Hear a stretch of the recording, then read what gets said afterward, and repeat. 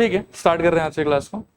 Last class मेरे ख्याल में जाते जाते हम लोगों ने ये क्वेश्चन नंबर 5 देख लिया था पूरा, और 6 से बिगिन करना है। पढ़ो इसको। चलो देखो, मेरे ख्याल में सिंपल सा ही है, ज़्यादा कुछ खास नहीं। एक नया आइडिया है जो इसके पहले कभी नहीं आया आप लोग के लिए। मान लो कि ऐसा कुछ कोन वोन है आपके पास में,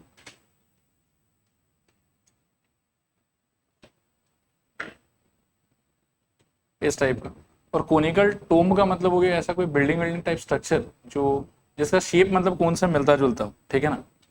फिर इसके बारे में बोला हुआ है कि the slant height and the base diameter of conical tomb are इतना एंड इतना, मतलब 25 और 14। तो 25 किसके पास चला जाएगा? स्लैंट हाइट के पास में। तो ये पार्ट मेरे ख्याल में आपके लिए हो जाना चाहिए 25 अकॉर्डिंग टू क्वेश्चन। और डायमीटर का वैल्यू जो है वो आपको 14 दिया हुआ है, तो टेक्निकली जो रेडियस का आंसर है वो कितना हो जाएगा? Radius equals to 14 divided by 2, that is equals to 7। फिर ये आपको बोल रहा है कि find the cost of white washing its curved surface area. पहले तो समझो कि कर्व्ड सरफेस एरिया बोलोगे किसको, तो बोलोगे इस वाले पार्ट, ये आपका कर्व्ड सरफेस एरिया। और व्हाइट वॉश करने का मतलब होता है चूना मारना, ठीक है ना। इससे पेंट वेंट करते हैं तो उसके पहले चूना मारते हैं, तो चूना मारने को ही व्हाइट वॉशिंग बोलते हैं हम लोग। तो बेसिकली आप समझिए कि पेंट करना है आपको। रेट आपको दिया हुआ है 210 पर 100 मीटर स्क्वायर, ठीक है मेरे ख्याल। तो आइडिया बहुत ही सिंपल है कि आराम से आप पहले क्या है कि कर्व्ड सरफेस एरिया का वैल्यू निकाल लो, और उसके बाद में जो भी रेट दे रखा है उससे मल्टीप्लाई कर दो, आपका कॉस्ट आ जाएगा टोटल। लिखो हियर सबसे पहले आप लिखो L is equals to, L यानी कि slant height is equals to 25 metre and R is equals to 7 metre. Therefore CSA is equals to pi RL, this is equals to 22/7 into R की जगह पर मेरे ख्याल में 7 इंटू L की जगह पर 25। तो 7 कट जाएगा यहाँ से, और इनका प्रोडक्ट मेरे ख्याल में 5 से 110 और 550 आना चाहिए शायद। 550 चेक कर लेना एक बार, 550 मीटर स्क्वायर यही है, ठीक है। इसके आगे देखो, अब जो अपन करेंगे उसको लेके थोड़ा सा आप लोग अलर्ट रहें, ठीक है। कॉस्ट का क्वेश्चन मोस्ट प्रोबेबली हमने पहले भी किया है शायद, नहीं? जैसे इसमें तो कॉस्ट नहीं था, इसमें कॉस्ट था। इसमें आप देखो क्या हुआ था कि जो भी आपका एरिया आया था डायरेक्टली आपने उसको रेट से मल्टीप्लाई कर दिया था, क्योंकि रेट आपको इस फॉर्मेट में दिया हुआ था कि हर 1 मीटर स्क्वायर का प्राइस कितना होगा? 70। तो जब भी 1 मीटर स्क्वायर का प्राइस आपको दिया हुआ रहे, ये प्राइस पर मीटर स्क्वायर के फॉर्मेट में आपको दिया हुआ रहे, फिर आप क्या कि डायरेक्टली मल्टीप्लाई कर सकते हैं। लेकिन जब भी इस टाइप का क्लॉज आए कि 210 पर 100 मीटर स्क्वायर, तो फिर क्या है कि डायरेक्टली आप 200 से मल्टीप्लाई नहीं कर सकते।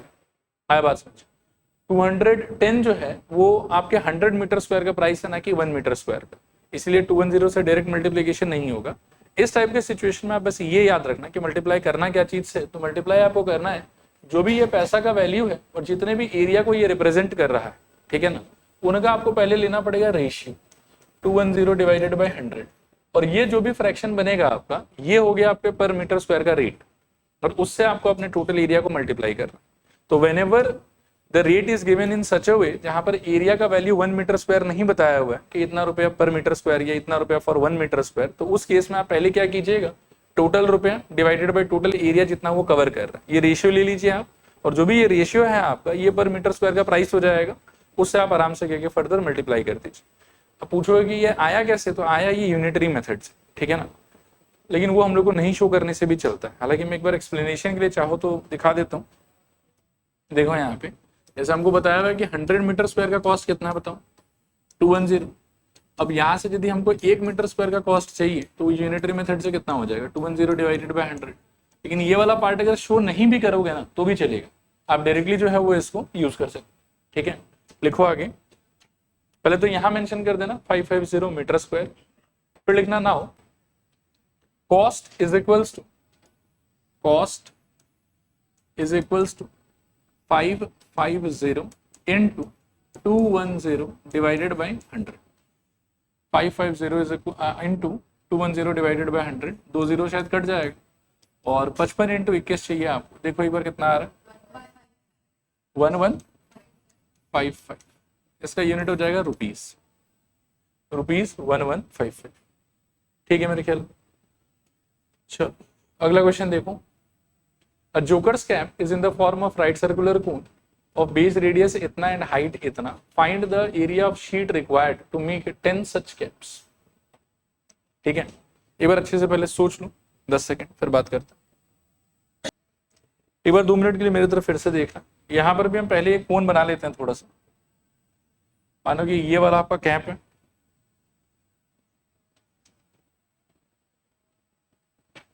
भी कैप में पहले आप सोचो कि कैप जो होता है देखने में वो हर जगह से कवर्ड रहता है क्या, एक इधर से खुला हुआ भी रहता है?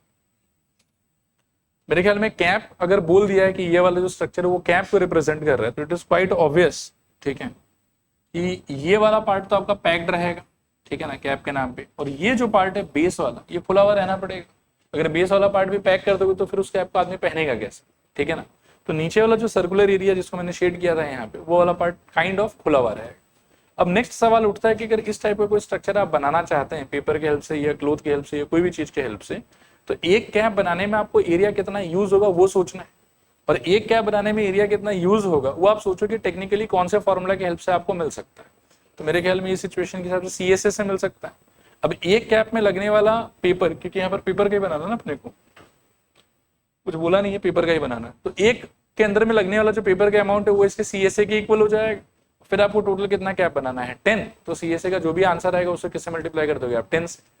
फिर एक और बात है कि CSA का फॉर्मूला क्या है वो रिकॉल करो, पाई आर एल। अब पाई आर एल लेकिन अप्लाई करते समय तो आपको R भी चाहिए होगा और L भी चाहिए होगा, लेकिन शायद ऐसा लग रहा है कि L आपके लिए मिसिंग है। यहाँ पर ये आपको बता के रखा है कि रेडियस कितना होगा और हाइट कितना होगा, स्लैंट हाइट आपको नहीं बताया। अब स्लैंट हाइट के लिए देखो क्या कर सकते हैं, मेरे ख्याल में रेडियस का जो वैल्यू है वो तो हमको दिया हुआ है 7, और हाइट का जो वैल्यू है वो हमको दिया हुआ है कितना,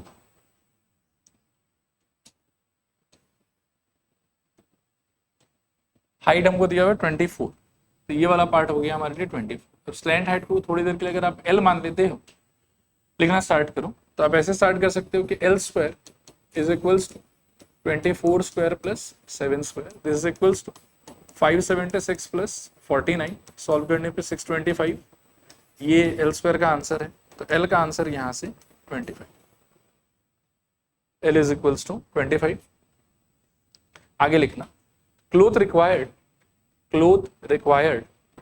for 1 cap, cloth required for 1 cap is equals to pi RL is equals to pi RL। एक कैप के लिए जितना चाहिए होगा हमको वो हो जाएगा पाई RL। वैसे क्लोथ बोले कि पेपर बोले, आप क्लोथ काट के ना थोड़ा सा चेंज कर लो, सो पेपर बोल दो, पेपर बेटर रहेगा।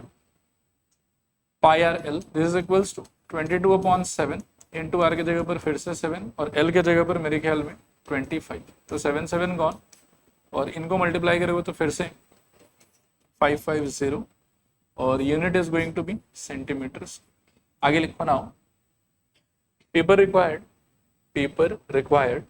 For 10 such caps, paper required for 10 such caps is equals to 550 into 10, this is equals to 5500 centimetres पर, ठीक है। ओके, लास्ट क्वेश्चन इस वाले एक्सरसाइज पढ़ो फटाफट, देखो देखते हैं। ये कह रहा है कि a bus stop is barricaded from remaining part of the road by using 50 hollow cones, 50 hollow cone used किया गया है, made up of recycled cardboard, each cone has base diameter of 40 and height of 1 metre. तो यहाँ थोड़ा सा catch है, अभी तक ये कैच नहीं हो रहा था किसी भी क्वेश्चन में। यूनिट्स आप देखोगे कि दोनों का अलग अलग, ठीक है ना, एक शायद 40 सेंटीमीटर दिया हुआ आपको रेडियस का वैल्यू, और हाइट का वैल्यू जो है वो 1 मीटर दिया हुआ, ठीक है।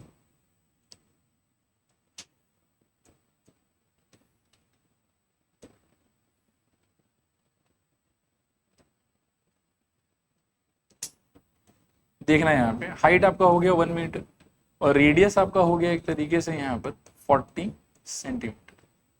फिर आगे बोल रहा है आपको कि if the outer side of each cone is to be diameter 40, so 40 divided by 2 this is equals to 20 centimetre. आगे देखो ये बोल रहा है कि if the outer side of each cone is to be painted and the cost of painting is 12 per metre square, what will be the cost of painting all these cones. ठीक है, तो अप्रोच कैसा होना चाहिए सोचो। एक barricade जो है आपका वो ये वाले शेप का है और आपने प्लान किया है कि इसका जो आउटर सरफेस है उसको आप पेंट करने वाले, और टोटल आप ऐसा कितना पीसेस यूज कर रहे हैं, 50 पीस यूज कर रहे हैं। ठीक है मेरे ख्याल। तो पेंट करने का जो आपका एरिया है जैसा डिस्क्रिप्शन आपको दिया हुआ, तो उसके हिसाब से आप पूरा टोटल सरफेस एरिया पेंट करोगे या खाली कर्व्ड सरफेस एरिया पेंट करोगे? खाली कर्व्ड सरफेस एरिया। तो अप्रोच मेरे ख्याल में ऐसा अच्छा रहेगा कि एक का पहले कर्व्ड सरफेस एरिया निकाल लेते हैं। सिंस हम ऐसा 50 पीस यूज करने वाले हैं तो उसको 50 से मल्टीप्लाई कर देते हैं, उससे टोटल एरिया कितना मेरे को फाइनली पेंट करना है वो पता चल जाएगा। और रेट मेरे को दिया हुआ है कि पर मीटर स्क्वायर 12 का, तो इस बार रेट को लेकर कोई झमेला नहीं है, सीधा 12 से हम क्या कर सकते हैं, मल्टीप्लाई, सॉल्व करके जो आएगा वो हमारा आंसर। बस एक कैच है बीच में कि एक का कर्व्ड सरफेस एरिया निकालने के लिए हमको एल का जरूरत पड़ेगा, क्योंकि फॉर्मूला क्या है आपका, पाई आर। ठीक है ना, और एल जो है वो अभी के लिए सीन में से मिसिंग है। चलेगा, लिखो here h is equals to 1 metre, r is equals to, एक बार लिखो 20 सेंटीमीटर, फिर उसके नीचे लिख दो 0.2 मीटर, क्योंकि सबको सेम यूनिट में रखना पड़ेगा। और यहाँ पर एक ऐसा सपोर्ट दिया हुआ, आपको सपोर्ट यूज करने के लिए मीटर की तरफ जाना ही ठीक रहेगा। वैसे तो आप चाहो तो इसको सेंटीमीटर में भी कन्वर्ट कर सकते हो, बट उससे आपका कैलकुलेशन बहुत ह्यूज हो जाएगा और आप इसका हेल्प भी नहीं ले पाओ। ठीक है ना, इसीलिए हमने इसको मीटर में कन्वर्ट कर दिया। आगे लिखो now L square is equals to h square plus r square. This implies L square is equals to h के जगह पर 1 square और r के जगह पर 0.2 का whole square. This is equals to 1.0 मतलब 1 plus 0.04 is equals to 1.04। ये L square का आंसर है। यहाँ से L का आंसर होगा रूट अंडर 1.04, जिसका हेल्प आपको दिया हुआ क्वेश्चन में 1.02। तो L इक्वल्स हो जाएगा आपके लिए 1.02। ठीक है, इसके आगे लिखो now CSA of one cone, CSA of one cone is equals to pi r l, is equals to pi r l is equals to, pi के जगह पर आपको यूज करना है 3.14, तो 3.14 इंटू आर के जगह पर 20 डिवाइडेड बाई 100, सब कुछ को मीटर में रखो, और एल के जगह पर 1.02 आया था हमारा। ठीक है, 1.02 को भी चाहो तो 102/100 के फॉर्मेट में सोचो। ठीक है, तो अब देखो क्या हो सकता है। तो मुझे लगता है कि इन दोनों का मल्टीप्लीकेशन हमको दे देगा 62.8। ठीक है, और इनटू मेरे ख्याल में 102 अपॉन में 10,000। ठीक है, एक बार आप ऐसा करो कि इसका 10 को भी नीचे धकेल दो, तो 628 into 102 holding divided by I think 1 2 3 4 और 5 आ जाएगा। एक बार ये मल्टीप्लीकेशन करके देखो कितना है।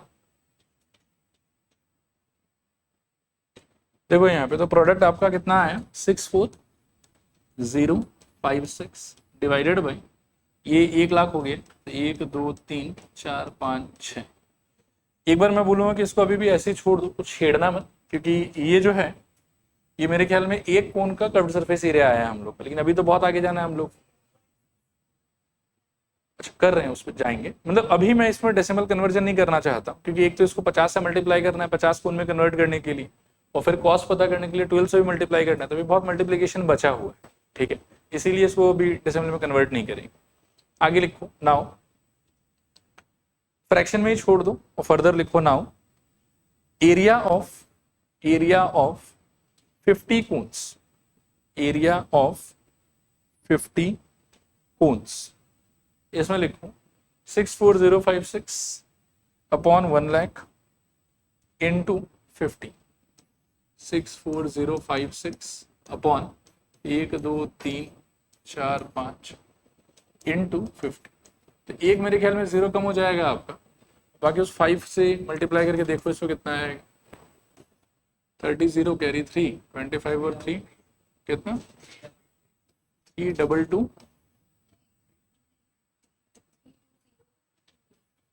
320 फिर लास्ट में भी एक 0 डिवाइडेड बाय, अब ये 10,000 हो गया, 1 2 3 4, एक 0 यहाँ से फिर कट जाएगा, तो आपके पास आ गया 32028 अपॉन 1000। इसको भी थोड़ा और पेशेंस के साथ में रखेंगे, आगे लिखो। Now cost of painting them, cost of painting them is equals to ये जो भी आया है आपका, ये एक तरीके से क्या है, 50 कुंता मिला के टोटल एरिया है, और रेट आपको दिया हुआ है कि 12 रुपया पर मीटर स्क्वायर। तो अब फाइनल कॉस्ट निकालने के लिए आप डायरेक्टली इसको किससे मल्टीप्लाई कर सकते हो, 12 से। तो लिखो cost of painting them is equals to ये वाला fraction 32028 upon 1000 into 12। Cost is equals to 32028 upon 1000 into 12। देखो वैसे आपका मन करेगा कि काट ले, ठीक है, बट मैं सजेस्ट करूंगा कि काटो मत, उसमें आपका ज़्यादा टाइम वेस्ट होगा, क्योंकि बाद में फिर डिवीजन भी करना पड़ेगा। मल्टीप्लिकेशन कर लो, उसमें आप ज़्यादा कंफर्टेबल फील करोगे। देखो इसका रिजल्ट कितना आ रहा है बताओ, देखना, this is equals to 384,366 upon 1000।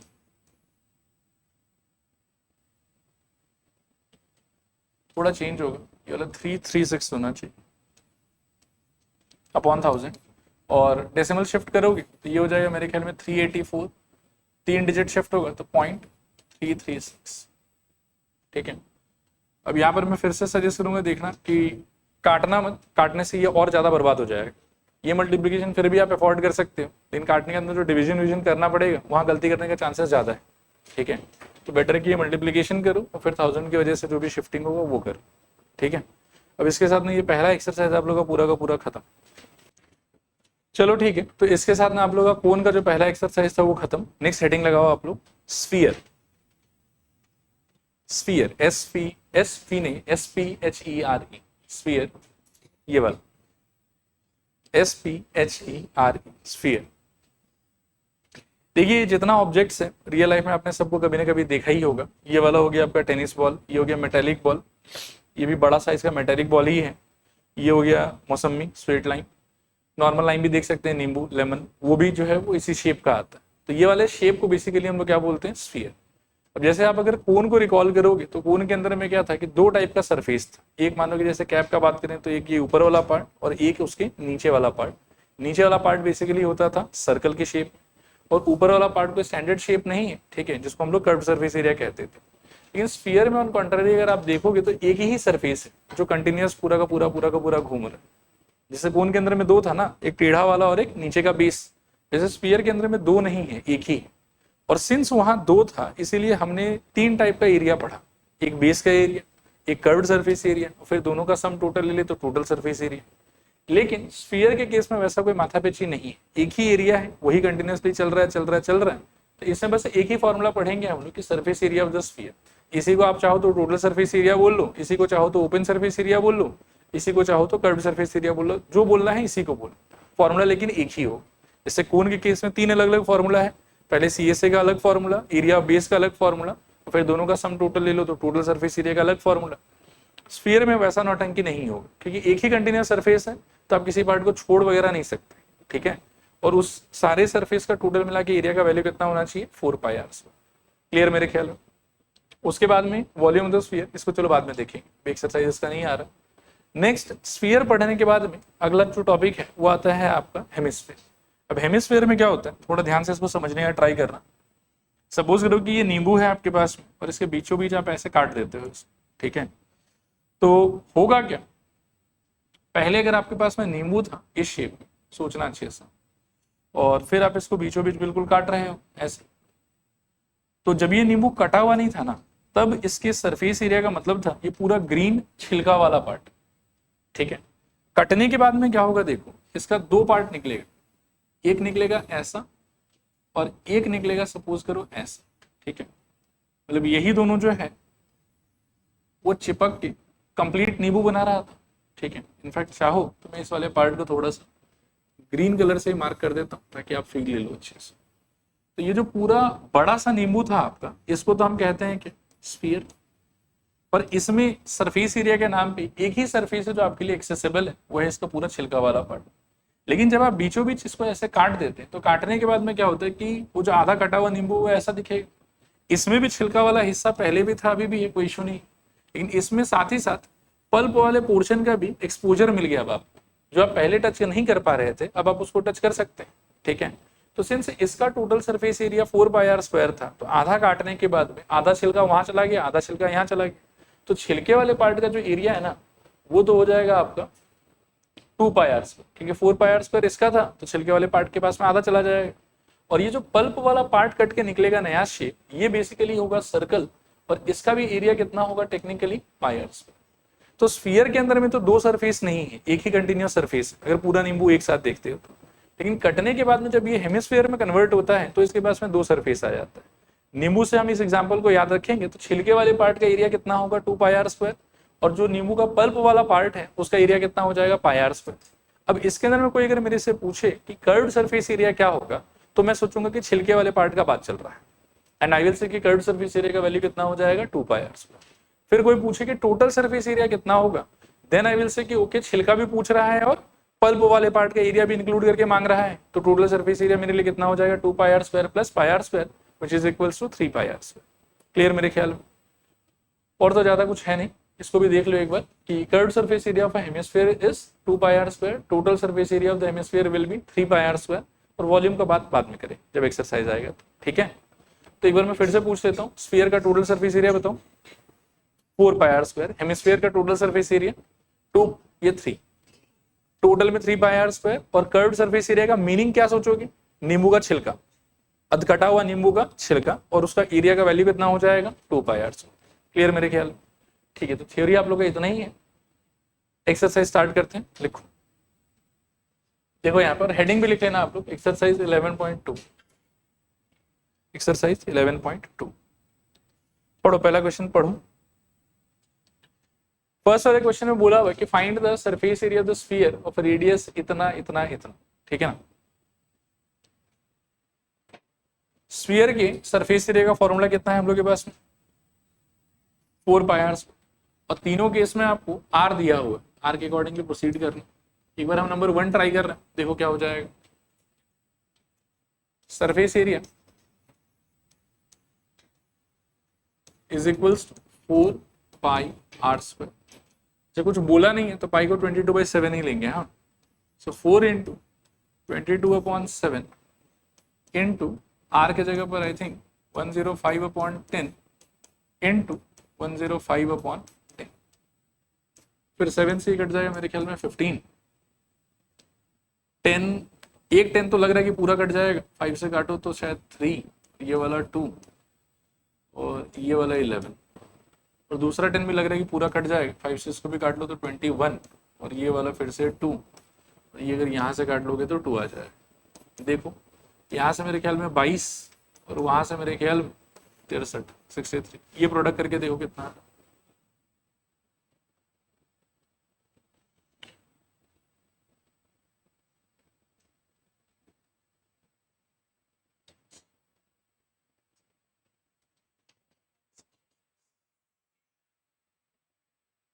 One 1386, ठीक, 1386, और यूनिट क्या हो जाएगा आपका सेंटीमीटर। फर्स्ट पार्ट का आंसर तो सुंदर सा ही आया है। ठीक है, डन। सेकेंड पार्ट ट्राई करो।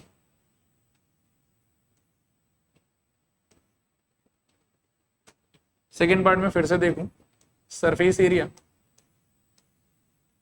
Is equals to 4πr², this is equals to 4 into 22/7 into are के जगह पर आई थिंक 56/10 इंटू 56/10। ठीक है, 7 से कटेगा आई थिंक यहाँ पे 8, और 10 को तो सोचना भी पाप ही लग रहा है यहाँ पे। This is equals to, multiply कर लो पूरा, तो 4 इंटू 22 आई थिंक 88, और 8 इंटू 56 मेरे ख्याल में 448, 448। ठीक है, और इन दोनों को मल्टीप्लाई करके देखो एक बार कितना आ रहा है, बताओ। देखो यहाँ पे, और अपॉन में मेरे ख्याल में 100 भी था, तो this is equals to 39424 upon में 100, और शिफ्टिंग करोगे तो मेरे ख्याल में 394.24, unit is going to be centimetre square. ठीक है, करो थर्ड पार्ट ट्राई करो। देखो थर्ड वाला भी करके देख रहे हैं एक बार, कितना है बताऊं, 184248। अच्छा देख लेते हैं, रुको।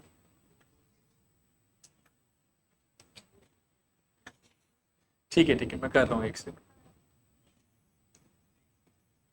Surface area is equals to 4 pi r square, so this is 4 into 22/7 into r के जगह पर 14 into 14, so ये कट जाएगा शायद 2, and this is equals to 88 into मेरे ख्याल में 28, कितना आ रहा है मल्टीप्लीकेशन,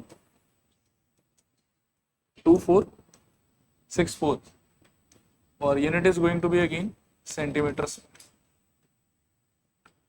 क्वेश्चन नंबर 2 देखो, ये भी एक बहुत टफ क्वेश्चन है। पिछली बार रेडियस दिया था, इस बार डायमीटर दे दिया। क्या करोगे डायमीटर देने से, हाफ कर सकते हैं तो उससे रेडियस आ जाएगा, बाकी फिर तो सेम ही है। पहले फर्स्ट वाला ट्राई कर रहे हैं, तो again surface area is equals to 4 pi r square, this is equals to 4 into 22/7, diameter 14 है तो रेडियस आपका 7 हो जाएगा, तो इंटू 7 इंटू 7, 7 7 एक कट गया, and it will be 88 into 7, कितना आ रहा है,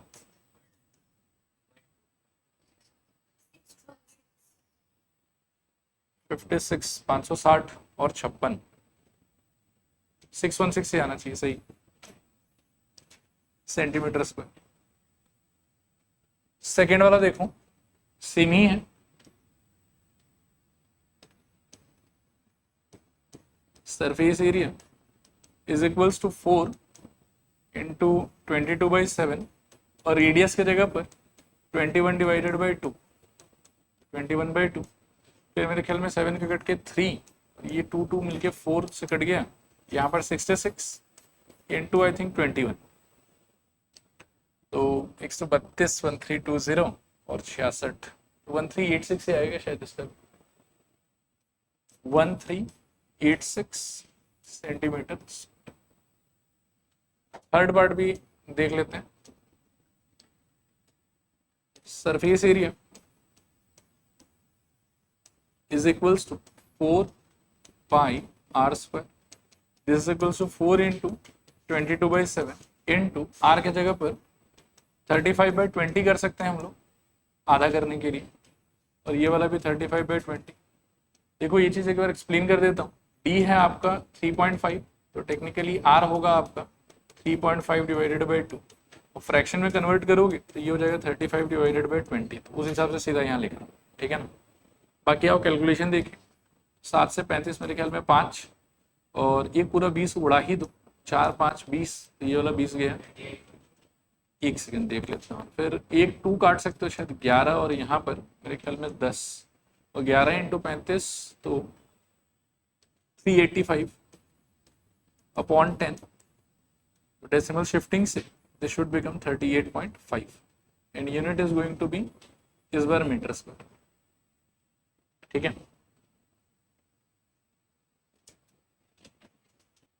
देखो अगला क्वेश्चन देखो, ये कह रहा है कि find the total surface area of a hemisphere of radius 10 centimetre. तो एक वर्ड इंपॉर्टेंट है यहाँ पर कि अब हम हेमिस्फीयर का बात कर रहे हैं, ठीक है, और हमसे मांग रहा है टोटल सरफेस एरिया, तो फॉर्मूला क्या होना चाहिए बताओ, 3 पाई r स्क्वायर, r दिया हुआ ही है, लिखो TA से, यानी कि total surface area equals to, technically it should be 3 pi r square, this is equals to 3 into pi के लिए सजेशन दे दिया है कि 3.14 यूज करो, तो मैं 314 डिवाइडेड बाई 100 सोच लेता हूँ, और रेडियस का वैल्यू 10 का स्क्वायर, ठीक है, तो ये बेसिकली 100 और 10 का स्क्वायर तो कट ही जाएगा, 3 इंटू 314 तो कितना हो जाएगा सोचो, 942, unit will be centimetre square, ये आपका आंसर। ठीक है, देखिए अगला क्वेश्चन देख रहे हैं। The radius of a spherical balloon increases from 7 centimetre to 17 centimetre as air is being pumped into it. Find the ratio of surface area of the balloon in two cases. तो ये basically कुछ खास नहीं बोल रहा है, ये कह रहा है कि देखो एक बलून था जो स्फीयर के शेप में था और पहले वो थोड़ा छोटा था और फिर से उसमें जब और हवा भरा गया तो वो साइज में थोड़ा सा बड़ा हो गया। पहले उसका जो रेडियस बोला है ना, शायद ये डायमीटर बोल दिया, रेडियस बोला, पहले रेडियस कितना था उसका 7 सेंटीमीटर, तो पहले छोटा था जब 7 सेंटीमीटर था और जब बड़ा हुआ तब कितना हो गया इसका रेडियस 17 सेंटीमीटर। जब छोटा था तो ऑब्वियसली सरफेस एरिया भी कम था इसके पास और जब बड़ा हुआ तो सरफेस एरिया भी ज्यादा हो गया। हमको दोनों सिचुएशन के सरफेस एरिया क्या मांगा हुआ है, रेशियो। अब दोनों सिचुएशन के सरफेस एरिया के लिए फॉर्मूला तो आपका सेम ही होगा, बस जो रेडियस का खुद का वैल्यू है वो फर्स्ट टाइम पर आपको 7 लेना है, सेकेंड टाइम पर आपको 17 लेना। लिखो रिक्वायर्ड रेशियो। अच्छा एक चीज और बताता हूँ, देखो जब कभी भी ऐसा रेशियो वगैरह का सवाल आए ना तो आपको एक चीज को लेकर थोड़ा ध्यान रखना कि आप लैंग्वेज को पढ़ना और लैंग्वेज में देखना कि किसका नाम पहले आ रखा है और किसका नाम बाद में आ रखा है। जिसका नाम पहले आ रखा है वो न्यूमरेटर में जाएगा और जिसका नाम बाद में आ रखा है वो डिनोमिनेटर में जाएगा। ठीक है मेरे ख्याल में। तो पहले नाम 7 वाले का आया है तो लिख required ratio is equals to 4 pi 7 का स्क्वायर अपॉन 4 पाई मेरे ख्याल में 17 का स्क्वायर। ठीक है, तो 4 पाई कौन, ऊपर कितना आ जाएगा बताओ 49 और नीचे आ जाएगा मेरे ख्याल में 289। यही आंसर होना चाहिए, शायद कैंसिल तो होगा नहीं कुछ। जो देखो क्वेश्चन में थोड़ा बदलाव है, किताब में जो क्वेश्चन दिया उसमें 17 नहीं है। ठीक है, ये वाला डेटा जो उसमें 14 सेंटीमीटर, तो 14 सेंटीमीटर अगर ले लोगे थोड़ा सा हमारे आंसर में बदलाव आ जाएगा। यहाँ पर 14 दिस इज इक्वल्स टू, आप ऐसा सोच सकते हो कि स्क्वायर जो है ना उसको कॉमन ले लो तो क्या बचेगा आपके पास 7/14, कैलकुलेशन थोड़ा इजी हो जाएगा ओवरऑल स्क्वायर, और 7/14 सिंस कैंसिल होगा तो यहाँ 2। अब हाफ का जब आप स्क्वायर करोगे तो सॉल्व करके आपको मिलेगा 1/4। ठीक है, तो नीचे एक लाइन लिख देना लास्ट में कि hence required ratio is equals to 1:4। Required ratio is equals to 1:4। ठीक है, चल रहे हैं अगले क्वेश्चन की तरफ। 5 नंबर देखो, a hemispherical bowl made of brass has inner diameter of इतना, find the cost of tin plating it on the inside at the rate of इतना पर इतना। एक बार सोचो तो, तब तक मैं थोड़ा सा बनाता हूं कि क्या बोलना चाह रहा है।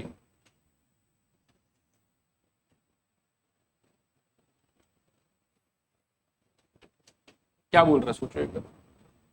पहले कह रहा है कि कटोरा है इसके पास, हेमिस्फेरिकल बाउल, क्या चीज से बना है, ब्रास से बना है। इनर डायमीटर मतलब अंदर का ये वाला पार्ट, मतलब डायमीटर मतलब पूरा होगा, हमको तो खैर रेडियस से मतलब है, रेडियस पे फोकस करेंगे, वो हो जाएगा 10.5 डिवाइडेड बाई 2। आगे ये कह रहा है देखो कि find the cost of tin plating. अब टिन प्लेटिंग का मतलब क्या होता है कि पूरे कटोरे पे ना टिन का लेयर बिछाना है आप, और लेयर बिछाने का मतलब आप सोचो कि एक कटोरा है आपके पास जिसमें आप मैगी डाल के खा रहे हैं, तो मैगी कटोरे के जिस सरफेस से कनेक्टेड रहेगा उस सरफेस पे आप चाहते हैं कि सिल्वर का ही ना, अच्छा नहीं टिन का कोटिंग हो जाए। आया बात समझ। तो ये जो मैंने स्क्रिबल किया है इस वाले पोर्शन पर आप टिन बिठाना चाहते हैं, ठीक है मेरे ख्याल में, और उसका आपको कुछ रेट वेट दिया हुआ है। तो पहले मेरे ख्याल में हमको ये निकालना पड़ेगा कि टिन कितने एरिया पे हम बिछाएंगे, और टिन कितने एरिया पे हम बिछाएंगे तब सोचो कि नींबू के हिसाब से ये नींबू का छिलका वाला हिस्सा है कि पूरा नींबू वाला हिस्सा है। छिलका वाला, पल्प तो नहीं यूज करना है हमको क्योंकि बाउल है तो ऊपर वाला पार्ट तो खुला हुआ ही रहेगा ना, तो सिर्फ छिलका वाला पार्ट को ही एड्रेस करना है। और सिर्फ छिलका वाला पार्ट के लिए फॉर्मूला क्या था हम लोग के पास में, 2πr²। तो पहले 2πr² से एरिया निकालेंगे फिर, लेकिन रेट में भी झमेला किया हुआ है। देखो रेट आपको पर सेंटीमीटर स्क्वायर का रेट नहीं दिया हुआ, ये बोला कि पर 100 सेंटीमीटर स्क्वायर का प्राइस इतना रहेगा। तो इस सिचुएशन में मैंने ट्रिक आपको आज ही बताया था कि रेट डिवाइडेड बाय ये जो भी एरिया का वैल्यू उसको नीचे डाल दो। तो कॉस्ट निकालने के लिए पहले एरिया निकालेंगे and that will be multiplied by 16/100। ठीक है, लिखो here area is equals to 2πr²। 2 into pi के जगह पर वही 22/7 इंटू मेरे ख्याल में आर के जगह पर 105/20 ले लो आप। ठीक है, 105/20 और एक बार सिंप्लीफाई कुछ अगर ढंग का हो रहा है तो कर लो, जैसे 7 और इसका हो रहा है शायद 15, फिर थोड़ा सा और हो रहा है, 2 से इसको काट लो तो 10, और 2 से एक बार और काट लो तो ये 11, और ये हो जाएगा मेरे ख्याल में फिर से 10, और मत छेड़ो इसको। So this is equals to 11 into 15 into 105 upon में मेरे ख्याल में 100, ठीक है। फिर लिखो ना, cost is equals to, cost is equals to मेरे ख्याल में 11 into 15 into 105 upon 100 into rate आपको दिया हुआ है 16 per 100 centimetre square, so 16 divided by 100, ठीक है। क्लियर मेरे ख्याल में।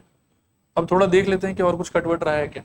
मुझे लग रहा है कि एक 100 को हम लोग सल्टा सकते हैं यहाँ से, देखो कैसे, आप ना 4 से काट, तो 4 से काटोगे तो क्या हो जाएगा सोचो, मेरे ख्याल में यहाँ पर 4 और यहाँ पर आ जाएगा सीधा 25, और मुझे 2 5 दिखाई दे रहे हैं यहाँ पर, एक इसमें भी कट जाएगा, एक इसमें भी कट जाएगा, तो 5 से काटूंगा तो ये वाला शायद से 3 और ये वाला आ जाएगा 5, और 5 से ही यदि काटते हो तो ये वाला फिर से कट जाएगा शायद से 21। अब सबको ढंग से कलेक्ट करेंगे तो ये दोनों मिला के शायद से 33 और वो दोनों मिला के शायद से 84, अपॉन में मेरे पास पड़ा हुआ है 100। अब ये मल्टीप्लीकेशन करके बताओ एक बार कितना, 33 इंटू 84,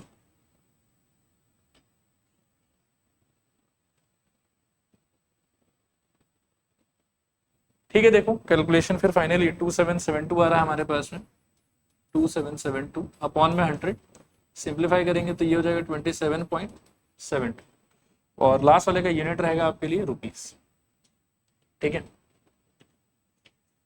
चल रहे हैं आगे फिर 6 नंबर वाला, देखो फटाफट, देखो 6 नंबर वाला देखो, ये कह रहा है कि find the radius of a sphere, मतलब रेडियस पूछा है इस बार, जिसका सरफेस एरिया ये है। अभी आप पहले ध्यान से ये देख लेना कि स्फीयर का बातचीत चल रहा है, तो स्फीयर के लिए फॉर्मूला क्या हुआ करता था, 4 पाई आर। लिखो surface area is equals to, आपको दिया हुआ तो है 154, और फॉर्मूला वाइज ये होना चाहिए 4 pi r, this is equals to 154, this implies 4 into 22/7 into r square is equals to 154, ठीक है। तो यहाँ पर मुझे लगता है कि 22 और 154 11 से काट सकते हो, 11 2 ज़ा 22, और इसको काटोगे तो शायद 11 1 ज़ा 11, 11 4 ज़ा 44, फिर यहाँ से और थोड़ा सा काट सकते हो शायद, तो 2 इन और 14 को तो 7, बाकी नंबर्स को उधर शिफ्ट कर, तो I think r square is equals to 7 ऊपर जाके 7 इंटू 7 7 स्क्वायर हो जाएगा, और 4 नीचे आके 4 बनेगा। इसको भी आप एक काम करो कि r square equals to 7 square divided by 2 square कर, और फिर जब इसका स्क्वायर शिफ्ट करोगे तो आर इक्वल्स टू यहाँ से आपको मिल जाएगा 7/2। So radius equals to 3.5 metre, radius equals to finally 3.5 metre, ठीक है, चलेगा।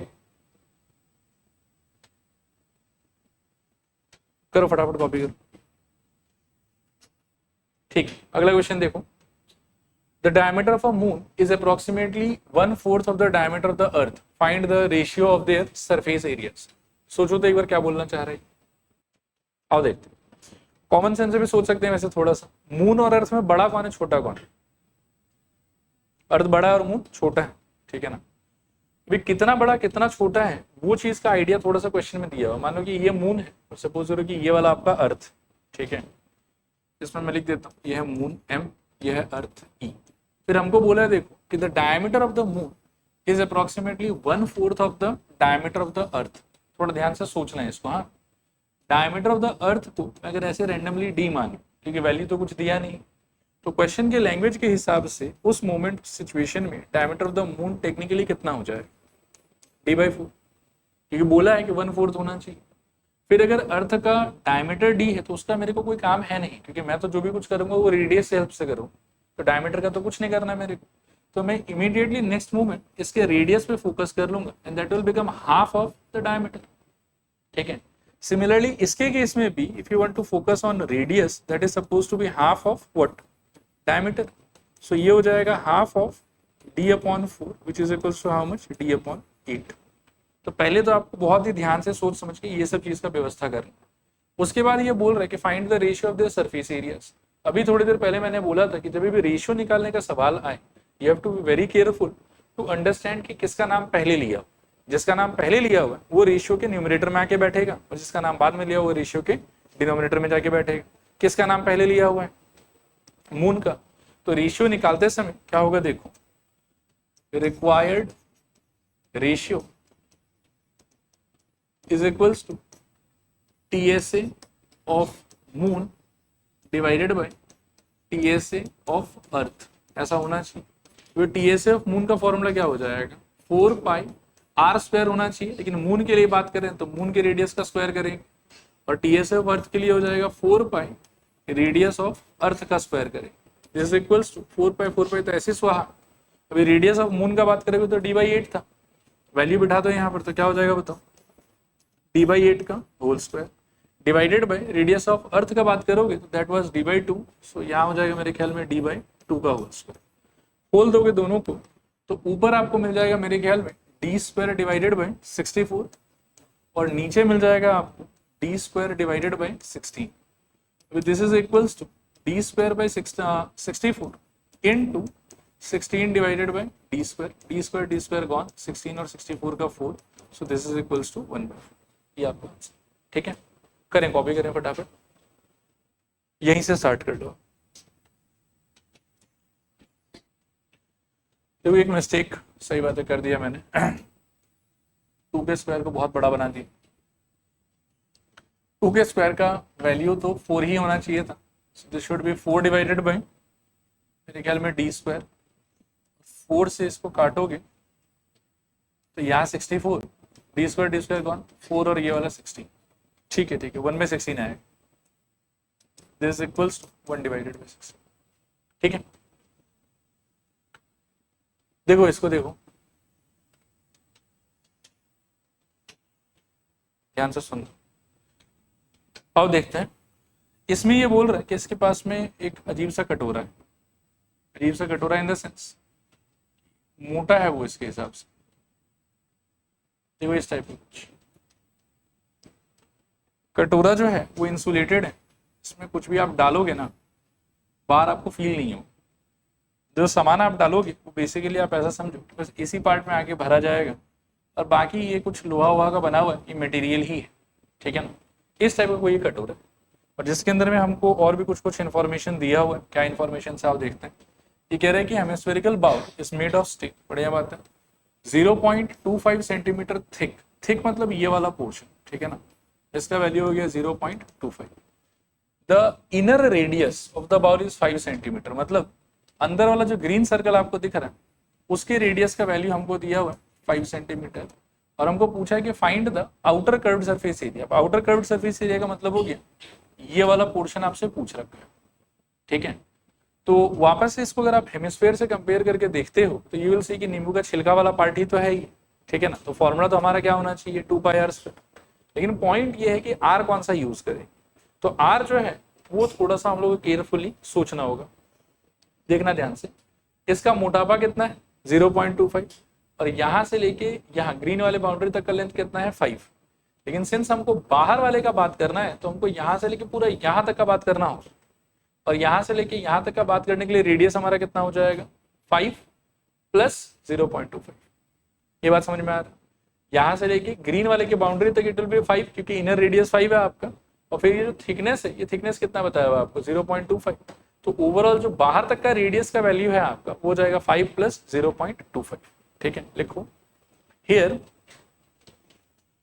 स्मॉल आर, और ये एक नोशन है, ठीक है ना, कि स्मॉल आर हमेशा हम इनर वाले के लिए यूज करेंगे, कैपिटल आर हमेशा आउटर वाले के लिए, और थिकनेस के लिए हम डी यूज करते हैं, स्मॉल डी, ठीक है। तो आर इक्वल्स हो जाएगा हमारे लिए 5 सेंटीमीटर, डी इक्वल्स हो जाएगा हमारे लिए 0.25 सेंटीमीटर, और कैपिटल आर इज इक्वल्स हो जाएगा small r + d, that is equals to 5.25 centimetre. पहले तो यहां तक लिखो, ठीक है।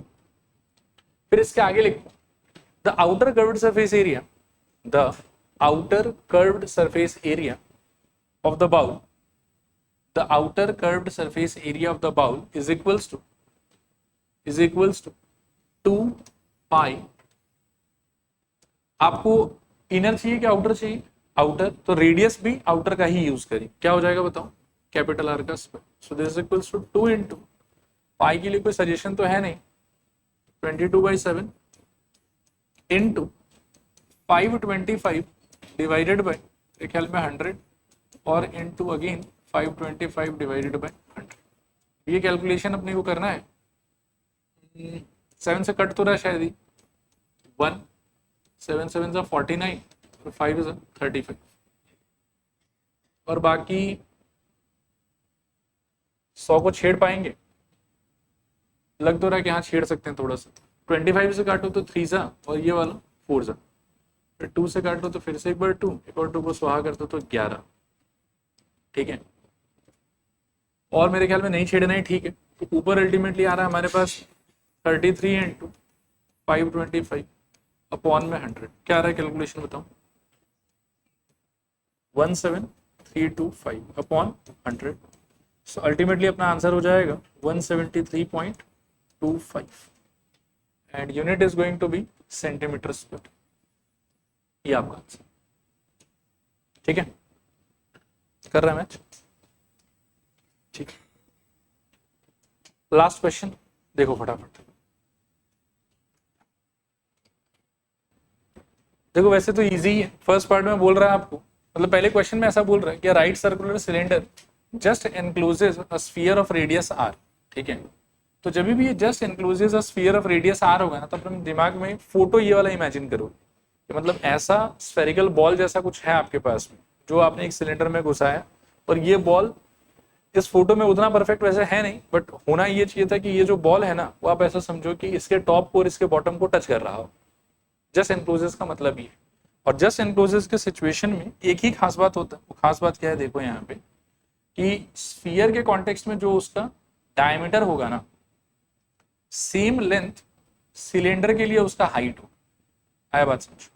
जब कभी भी ये जस्ट एनक्लोजेस वाला सिचुएशन होगा तो स्फीयर के लिए what ever may be its diameter, यहाँ से लेके यहाँ तक, ठीक है ना, वही चीज सिलेंडर के लिए क्या होगा? हाइट। ये चीज अपन समझेंगे। इस सिचुएशन में diameter of the cylinder should be equals to diameter of the sphere should be equals to height of the cylinder। या हम ऐसा कह सकते हैं कि twice r 2 times of radius, इसका जो भी कुछ रेडियस होगा twice r is equals to क्या हो जाना चाहिए? h। बाकी इसका यूज हम फोर्थ पार्ट में करेंगे, ठीक है ना। अभी तो एक बार पहले सॉल्व करते हैं। तो देखो क्या हो जाएगा कि surface area of the sphere कितना होगा? ये तो बहुत सिंपल है, 4 पाई r। फिर सपोज करो कि curved surface area of the cylinder, तो ये फॉर्मूला आप लोगों को डायरेक्टली याद रखना पड़ेगा, हालांकि 8 में मिला ही होगा कि 2 पाई r इंटू कितना हो जाता है? h। ठीक है, यहाँ तक। थर्ड पार्ट में बोला है कि रेशियो ऑब्टेन्ड इन 1 and 2। ठीक है, तो 1 में हमको मिला 4 पाई r स्क्वायर और 2 में हमको मिला 2 पाई r इंटू h एक तरीके से। लेकिन हम जानते हैं कि जस्ट एनक्लोजेस का सिचुएशन अगर रहेगा तो h का वैल्यू कितना होना चाहिए? 2r। सो इसको जब आप थोड़ा सिंप्लीफाई करोगे तो देखो क्या होगा कि 4 pi r square divided bye 2 पाई r तक तो बात ठीक है, h की जगह पर क्या बिठाओगे? फिर से 2r। तो उसके चक्कर में क्या हो जाएगा देखो, ऊपर भी आपको मिलेगा 4 पाई r स्क्वायर और नीचे भी आपको मिलेगा 4 पाई r स्क्वायर, और दोनों कैंसिल होके यू विल गेट 1/1। तो रिक्वायर्ड रेशियो आपका हो जाएगा 1:2। ठीक है, करो फटाफट कॉपी करो और आज यहीं पे रुक जाएंगे।